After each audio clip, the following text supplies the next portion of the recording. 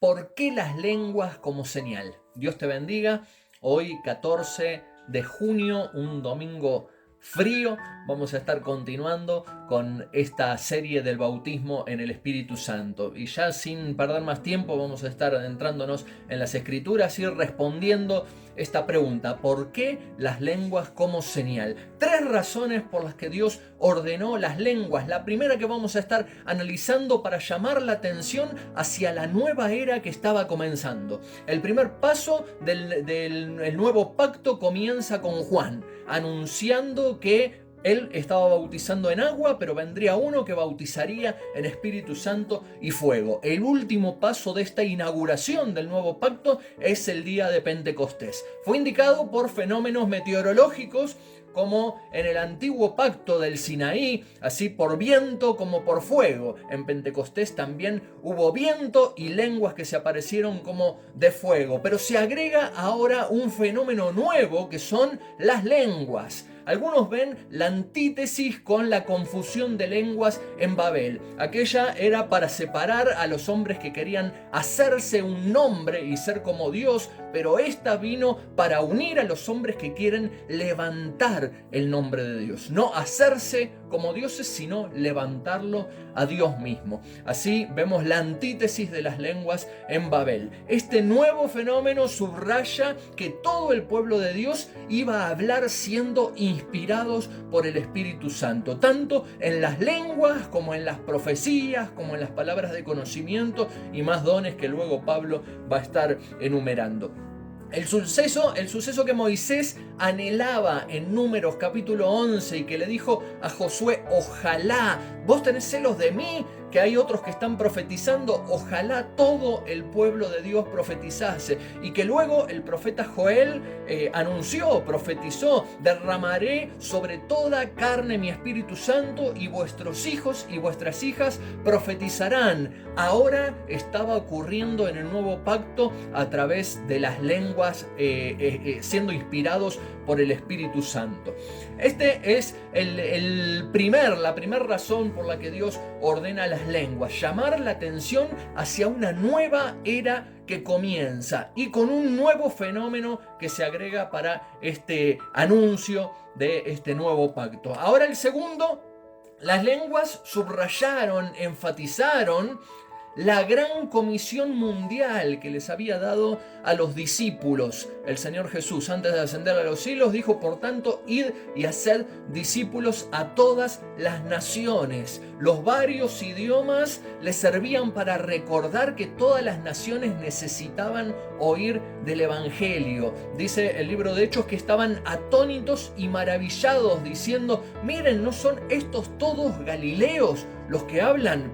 ¿Y cómo pues les oímos que están hablando cada uno en nuestras lenguas, en las que hemos nacido? Y escuchen todas las naciones que nombran y los lenguajes que nombran: partos, medos, elamitas, los que habitamos en Mesopotamia, en Judea, en Capadocia, en el Ponto y en Asia, en Frigia y en Panfilia, en Egipto y en las regiones de África más cerca de Cirene. Romanos aquí residentes, tanto judíos como prosélitos, cretenses y árabes, les oímos hablar en nuestras lenguas las maravillas de Dios. Los idiomas que se están nombrando, que son aproximadamente 15, están demostrando que fueron más de 12 los que recibieron este bautismo del Espíritu Santo con esta señal inicial de estar hablando en lenguas, ¿verdad? Y eran todos galileos, están diciendo. Así que todos, el todos que dice Hechos capítulo 2 es todos. Todos fueron llenos del Espíritu Santo y todos comenzaron a hablar en nuevas lenguas. Esto les estaba recordando la gran comisión que Jesucristo les había indicado, les había mandado. Este mensaje del Evangelio tienen que llevarlo a todo el mundo, tienen que llevarlo a todas las naciones, a toda lengua y a toda nación. Una de las características principales del despertar pentecostal fueron las misiones, ¿no? Del despertar pentecostal del siglo XX. A principios del siglo XX, en Azusa, comienza este despertar pentecostal. Por supuesto, cuando se ponen a analizar la historia, hubo muchos sucesos antes de Azusa, y podemos nombrar a muchas personas evangelistas muy reconocidos que ya estaban experimentando la experiencia del bautismo del Espíritu Santo. Pero en Azusa comienza esta explosión pentecostal hacia todas las naciones que les facilitaría la tarea. Así comenzó a extenderse el Evangelio de otra manera, a través de señales, milagros y prodigios. Entonces, vemos la segunda característica para recordarles la tarea de la gran comisión, que el Evangelio no es solamente para nuestro barrio, sino que también es para todo nuestro país, para los países limítrofes y hasta lo último de la tierra. Comiencen en Jerusalén, Judea, Samaria y hasta lo último de la tierra. Y el tercer motivo, las lenguas, y tal vez el aspecto más permanente y fundamental para cada uno de nosotros, las lenguas como edificación personal para cada creyente. Y aquí vamos a estar analizando un poco lo que enseñaba el apóstol Pablo. En 1 Corintios capítulo 14, versículo 2, dice: porque el que habla en lenguas no habla a los hombres, sino que habla a Dios, pues nadie le entiende de manera racional, aunque por el Espíritu habla misterios. Así que vemos este aspecto de edificación personal. El que está hablando en lenguas le está hablando a Dios. Así que esta primer señal inicial es para un nuevo idioma, una nueva manera de estar comunicados con Dios. No solamente por una oración racional, una oración que formula oraciones racionales y le pide a Dios desde la razón, sino ahora también orándole desde el Espíritu. Así nos enseña el apóstol Pablo. También para edificarse a sí mismo. El versículo 4 también de 1 Corintios 14 dice: el que habla en lengua extraña a sí mismo se edifica. Bien, así que el que el que está buscando y el que practica y el que recibe este lenguaje de oración, ¿qué va a estar logrando con este lenguaje de oración? Edificarse en el Espíritu, que unido a la interpretación de lenguas es para edificación del pueblo de Dios, para edificación personal. Por eso a los corintios le dice, esto individualmente se están edificando ustedes, ¿bien? Pero no tomen, y vamos a decir micrófono, en esa época no había micrófonos, pero podríamos decir, no tomen el micrófono para estar dando un mensaje en lenguas y que no haya interpretación, y que la gente se quede mirándolos y los esté escuchando en lenguas ahí, estén esperando, como diciendo, bueno, ¿qué nos querés decir con esto? Y que no haya interpretación. Estaban tomando la palabra, así como la tomaba alguien que tenía profecía y que a través de la profecía exhortaba, animaba al pueblo de Dios, le daba dirección al pueblo de Dios. También estaban tomando la palabra los que tenían lengua, pero no las interpretaban. Entonces les está diciendo, esto es para edificación personal, si no hay interpretación. Entonces no tomen el micrófono, no se adelanten hasta el púlpito y tomen el púlpito para estar dando un mensaje en lenguas que no tenga interpretación, porque el mensaje en lenguas sin interpretación es para ustedes, es para edificación personal. Así que vemos también este aspecto de que es hablarle a Dios, es un lenguaje de oración, bien, no racional sino espiritual, y vemos que también es de edificación a sí mismos, de edificación personal, de edificación en el Espíritu. Por esta razón, en el versículo 5, dice Pablo, deseo que todos hablen en lenguas. Deseo que todos busquen esto, que todos hablen en lenguas. ¿Por qué? Porque deseo que todos puedan orar a Dios de manera espiritual también, aunque también con la razón, ¿bien? Y deseo que todos sean edificados en el Espíritu. Así que quisiera que todos vosotros hablen lenguas. Aunque dice, pero más que profeticen cuando están en gente, porque mayor es el que profetiza que el que habla en lenguas, a no ser que le interprete para que la iglesia reciba edificación.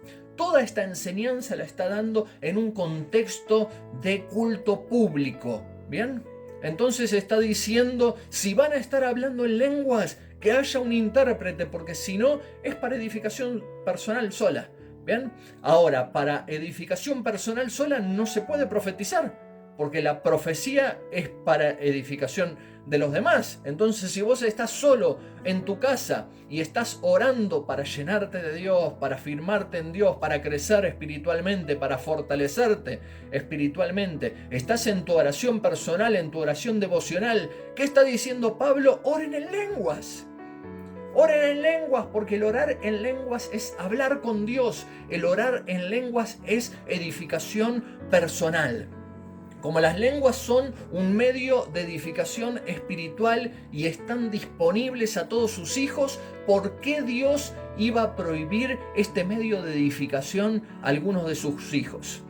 Este medio de edificación está disponible para todos porque es un don. Es un don que debemos pedirlo y es un don que debemos recibirlo a través del brazo, a través de la mano de la fe. Estar recibiéndolo. Unido a este concepto, Judas, en la última carta antes de Apocalipsis, Judas nos dice, hablando sobre los murmuradores y sobre los sensuales, dice que aparecerá en los últimos tiempos murmuradores y personas que andan en los sentimientos, que se mueven por sentimientos no espirituales, los sensuales, y nos exhorta de esta manera: pero ustedes, amados, edificándose sobre vuestra santísima fe, orando en el Espíritu Santo, consérvense en el amor de Dios. ¿Cuál es el consejo de Judas? Que nos edifiquemos en la fe orando en el Espíritu. ¿Cuál es la oración en el Espíritu? La oración en el Espíritu es la oración de lenguas, ¿no? Conservándonos en el amor. ¿Cómo nos vamos a estar conservando en el amor? ¿Cómo nos vamos a estar edificando en la fe? Nos dice, en la comunión con Dios, edificándonos en el Espíritu, orando en el Espíritu. Y Pablo, hablando dentro del contexto de la armadura de Dios, de todo lo que debemos tener como cristianos para estar fortalecidos en el Señor, el escudo de la fe, estar calzados con el Evangelio, ¿bien? Pablo también va a estar diciendo en Efesios capítulo 6, versículo 18, cuando finaliza de nombrar la armadura de Dios, dice, orando en todo tiempo con toda oración y súplica en el Espíritu. Toda oración y súplica en el Espíritu. ¿A qué se está refiriendo Judas, el apóstol? ¿A qué se está refiriendo el apóstol Pablo? ¿A qué se están refiriendo? Y para los que están escuchando y no tienen mucha Biblia, este Judas no es el Judas que negó a Jesús, ¿bien? Este Judas era uno de los líderes de la iglesia en Jerusalén y tenemos una carta en el Nuevo Testamento de él, ¿bien? ¿A qué se estaban refiriendo el apóstol Pablo y Judas? Se estaban refiriendo en la oración del Espíritu, en la oración en el Espíritu, a la oración en lengua. Una oración que nos edifica, una oración que habla a través de nuestro espíritu al Espíritu de Dios, orando en todo tiempo con toda oración y súplica en el Espíritu. De allí que algunos lo llaman lenguaje de oración, pensamiento en el cual estaba bien de acuerdo Pablo al escribir a los Corintios en el capítulo 14, el capítulo que habla sobre las lenguas, versículo 15, miren lo que dice: ¿qué pues? Oraré con el Espíritu, pero también oraré con el entendimiento. Cantaré con el Espíritu, pero cantaré también con el entendimiento. Y ahí estamos viendo bien claramente los dos contrastes de a qué se está refiriendo el apóstol Pablo cuando dice orar en el Espíritu y cuando dice cantar en el Espíritu. ¿Cuál es el contraste? Orar por un lado en el Espíritu y por el otro lado orar con el entendimiento. Una oración es una oración racional, una oración pensada, una oración que se dice a Dios desde nuestras necesidades, desde lo que nosotros podemos ver, desde lo que podemos discernir, desde lo que podemos comprender racionalmente, ¿bien? Y otra oración es la oración en el Espíritu. La oración que nosotros no entendemos las palabras, pero el Espíritu sí, que está dentro nuestro, interpreta cuál es la correcta necesidad y a través de las lenguas lleva la oración a Dios. Justamente por eso Romanos capítulo 8, versículo 26 dice: de igual manera el Espíritu nos ayuda en nuestra debilidad. Pues ¿qué hemos de pedir como conviene racionalmente? No lo sabemos. Porque no conocemos todas las cosas, porque no somos omniscientes y no sabemos todas las cosas, ¿bien? Pero sí el Espíritu. ¿Cómo pedir como conviene? No lo sabemos. Pero el Espíritu mismo intercede por nosotros con gemidos indecibles. Muchos y muy buenos reconocidos exégetas bíblicos reconocen que este pasaje Pablo habla de las lenguas. Al decir el Espíritu nos ayuda en nuestra debilidad, pidiendo con gemidos indecibles. ¿Bien? Hablando justamente de este lenguaje que no lo podemos entender racionalmente, pero es un lenguaje espiritual que desde nosotros y desde nuestro espíritu y poniendo de nuestra voluntad para ser parte de esta oración hacia Dios, estamos elevándole al Señor y pidiéndole. Las lenguas indican que estamos dispuestos a someternos a algo por encima de lo racional, algo que racionalmente no lo podemos comprender, pero inspirados por el Espíritu Santo lo estamos siendo partícipes con el Espíritu de ello. Primera de Corintios capítulo 14, verso 14 dice: porque si yo oro en una lengua desconocida, mi espíritu ora, pero mi entendimiento queda sin frutos. Bien, entonces es estar dispuesto, justamente lo que decíamos, a someternos a algo por encima de lo racional, sabiendo que por inspiración nuestro espíritu está orando, aunque nuestro entendimiento no pueda comprenderlo. Por lo tanto, el bautismo del Espíritu Santo abre al receptor del bautismo a la variedad de los dones espirituales que hay. La obra carismática en los apóstoles se vivificó en el Pentecostés. O sea, las obras de milagro, o sea, los dones espirituales en Pentecostés se vivificaron. Si antes hicieron milagros, ahora en Pentecostés se multiplicaron estos dones espirituales. La obra carismática en los laicos también resaltó.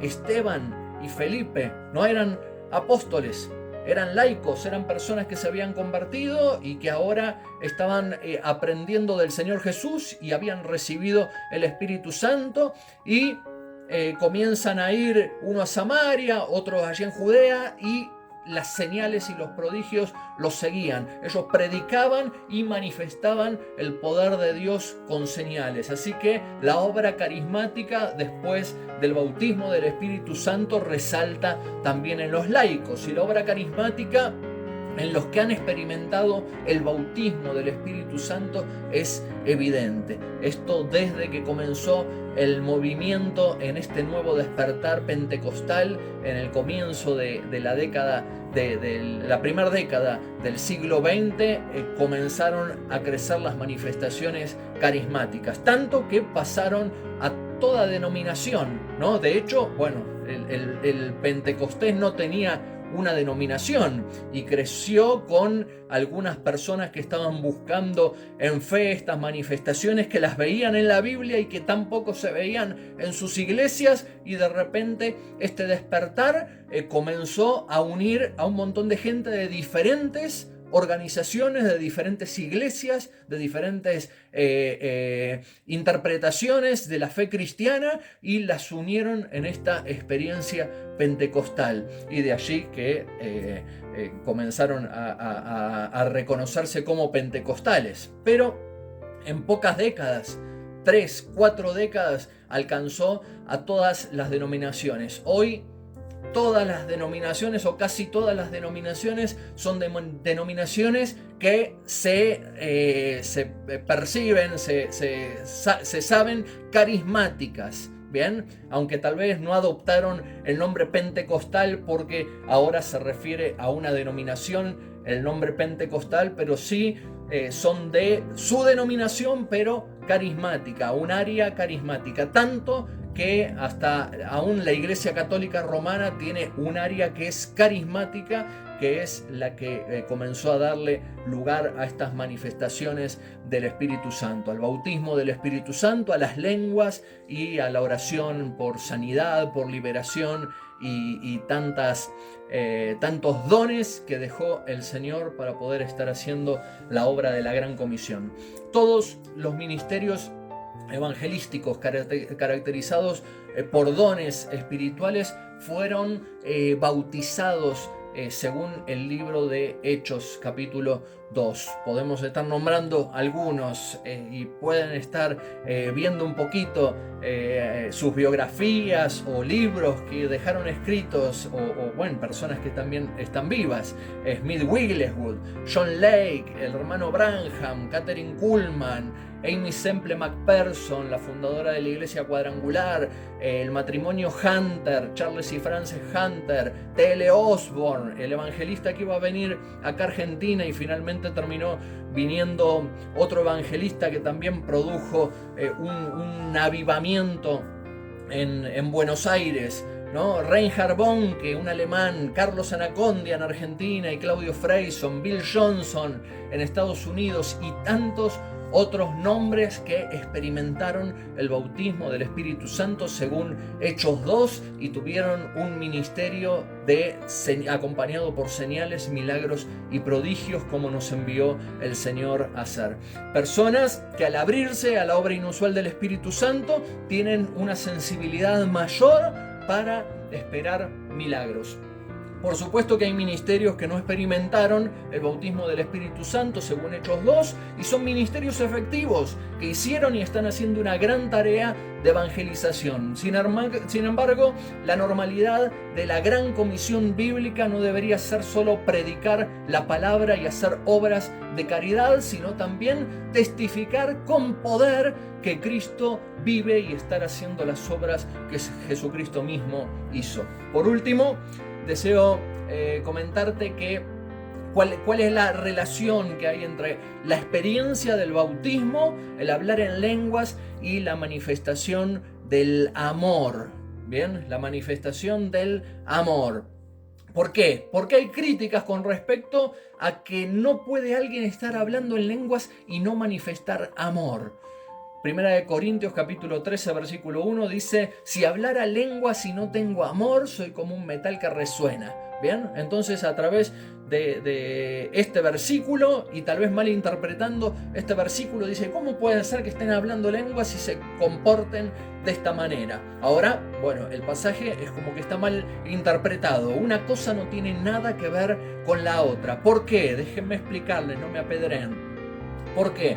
En la conversión se produce un nuevo nacimiento y el fruto de ese nuevo nacimiento es un fruto gradual.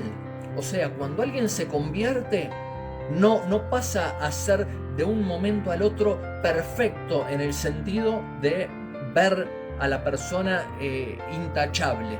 Bien, sigue teniendo algunas cosas que tiene que estar transformando mediante la renovación del entendimiento, dice Romanos capítulo 12, versículo 2. Entonces, aunque pasa a ser como posicionalmente un santo, ¿bien? La santidad que podemos ver exteriormente es una santidad progresiva, y eso es lo que le llamamos el fruto del Espíritu Santo, ¿bien? Que es amor, gozo, paz, paciencia, benignidad. Entonces, en la conversión se produce este nuevo nacimiento, y el fruto de este nuevo nacimiento es gradual. Ahora, en el bautismo del Espíritu Santo comienza la vida carismática. Ahora, el peligro de introducir a alguien inmaduro en la vida carismática, ¿cuál es? Y que se van a estar manifestando dones, pero no van a verse frutos de la madurez de la persona en su conversión, en su caminar en Cristo. Entonces, eso es lo que se ve que produce como una controversia. Entonces vemos, si hablo lenguas angélicas y no tengo amor, ¿bien? ¿Qué pasa? Que soy como un metal que resuena. Dice, lo que hago es como que está haciendo solamente ruido. ¿Por qué? Porque la motivación es incorrecta. No quiere decir que el don sea incorrecto. Lo que es incorrecta es la motivación con la que se está utilizando ese don. Por eso mismo el apóstol Pablo le dice a Timoteo en 1 de Timoteo capítulo 5 versículo 22, no impongas las manos con ligereza. No impongas las manos con ligereza. ¿En qué sentido? En el sentido de estar dándole un don a alguna persona, en el sentido de estar levantando a alguna persona, introduciéndola en el ministerio a través de esto a alguna persona. ¿Por qué? Porque puede producir orgullo. Porque tal vez estamos acelerando el tiempo de la persona y necesita primero que crezca en madurez, que crezca en fruto del Espíritu Santo antes de estar teniendo estas herramientas que son para estar trabajando en la obra. Entonces puede estar produciendo orgullo. Algunos dijeron que es como poner primero el carro antes que el caballo.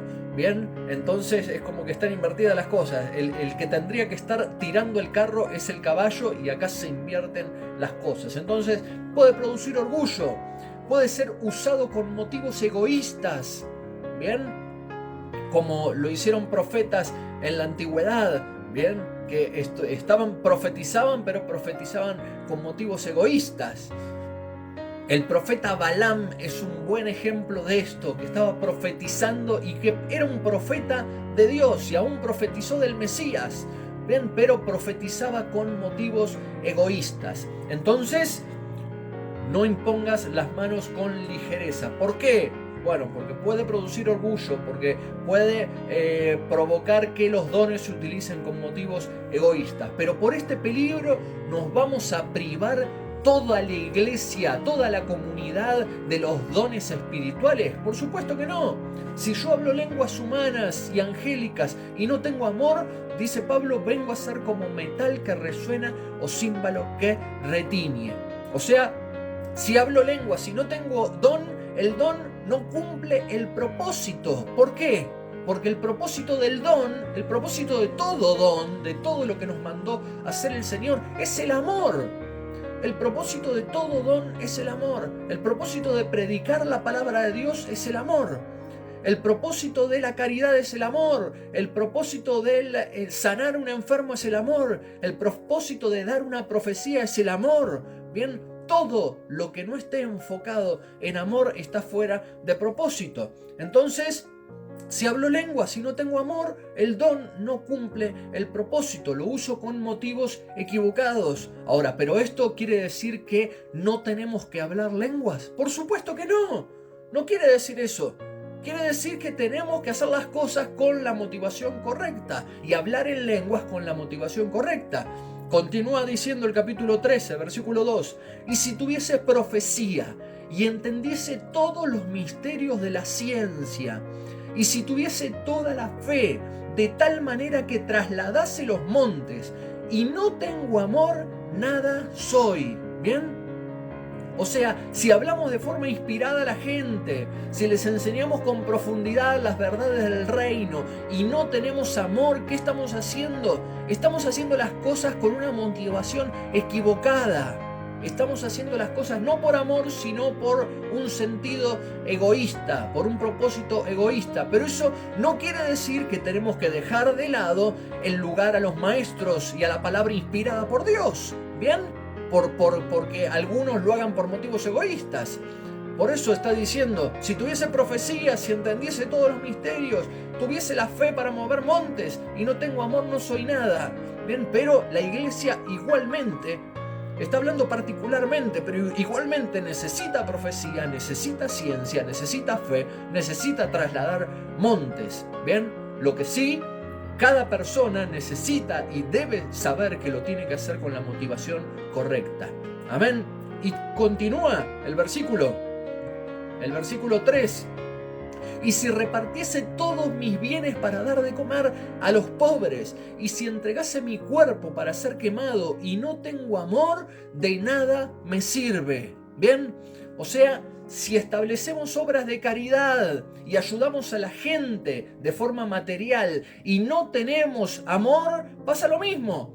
También sería con una motivación equivocada.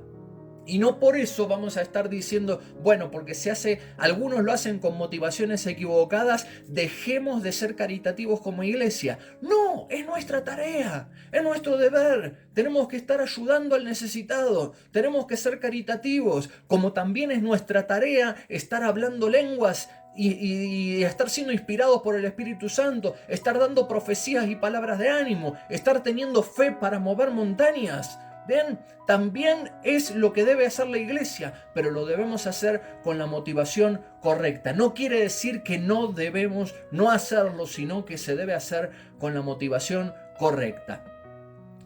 Tal vez este sea el ejemplo por el cual podamos comprender el punto. ¿Bien? ¿Dejaremos de ayudar al necesitado porque la iglesia no lo hace con los motivos correctos? O sea, vamos a decir, hasta que madure, hasta que no estoy maduro en mi fe, no estoy maduro en el fruto que tengo del Espíritu, ¿no? Hasta que madure no voy a estar ayudando a los necesitados. Por supuesto que no. Tengo que estar ayudándolos mientras estoy madurando. Lo mismo se aplica para los dones espirituales. No les prohibió Pablo estar manifestando los dones a la iglesia de Corintios, aunque era una iglesia bastante complicada, ¿no? En su carácter, y todavía le faltaba bastante fruto del Espíritu Santo. No estaban demostrando amor en muchísimas cosas y los tiene que reprender en muchísimas cosas. Sin embargo, no les está diciendo, les prohíbo que estén operando milagros, les prohíbo que estén hablando lenguas, que estén profetizando. Hasta que no sean maduros en la fe, les prohíbo que estén haciendo eso. En ningún momento les está diciendo eso.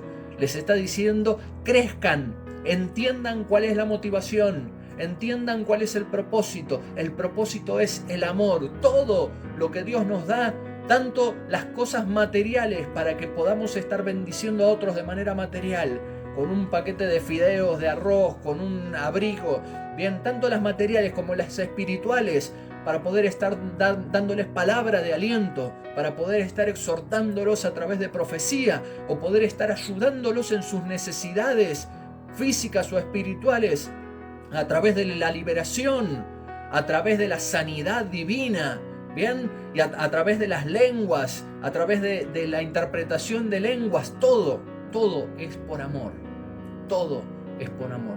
Toda la motivación nos debe mover, la única motivación que nos debe mover es el amor. Así que no dejamos de ser caritativos porque necesitamos crecer más en amor hasta llegar a la motivación perfecta. ¿Bien? Seguimos siendo caritativos mientras vamos creciendo en el entendimiento de cuál es el propósito de Dios para cada uno de nosotros. Y terminamos de cambiar nuestra visión y comenzamos a ver lo correcto. También aplica para los dones espirituales y también aplica para las lenguas. Mientras crecemos, mientras vamos manifestando el fruto del Espíritu Santo, también estamos manifestando el fruto del Espíritu en dones, ¿bien? En el poder de Dios. Como conclusión, Las lenguas son la primera manifestación carismática que nos abre a la multitud de dones y nos edifica en nuestro espíritu para tener en todo la motivación correcta, que es el amor. Primera de Corintios 14:5. Así que quisiera que todos ustedes hablen lenguas, nos dice Pablo. Y termina diciendo en el versículo 39, y no prohíban el hablar en lenguas. Oramos. Amado Dios, yo te doy gracias por esta oportunidad de poder estar compartiendo tu palabra, Señor, y te pido que a través de tu palabra, Señor, estés trayendo luz, estés rompiendo estructuras que se arman mentalmente, Señor. Estás rompiendo con religiosidad, estás rompiendo, Señor, con teología mal formulada, mal armada, mal comprendida, Señor, y puedas traer tu verdad, Señor, a los corazones, al espíritu, a la mente de cada uno de mis hermanos, Señor, que están viendo este video. Yo te pido te estés manifestando con poder, Señor, y clamo para que los dones espirituales, Señor, se manifiesten en la iglesia. Clamo, Señor, para que el bautismo del Espíritu Santo tenga un nuevo despertar, un nuevo avivamiento en este tiempo, Señor, para que toda iglesia, Señor, reciba lenguas y comiencen a obrar milagros, señales, prodigios, Señor, y que todos, Señor, lo hagan motivados por el amor, Señor, que todo lo hagan motivados por el amor, Señor, que no haya envidia, que no haya egoísmo, que no lo hagan para sobresalir, para ser más que otros, Señor, para que haya niveles, Señor, y uno se sienta más que el otro, que todo sea motivado por el amor, Señor, que podamos comprender como iglesia, Señor, que todo lo que vos nos das, Señor, es para que estemos bendiciendo a otros, que vos nos amás, Señor, con amor eterno y nos hiciste a tu imagen para que nosotros amemos a todos, Señor, con el mismo amor eterno que vos nos amás. Bendito Rey, tu palabra se extienda, Señor, a través de este video, y oro por cada uno de mis hermanos, Señor, estés bendiciéndoles en el nombre de Jesús.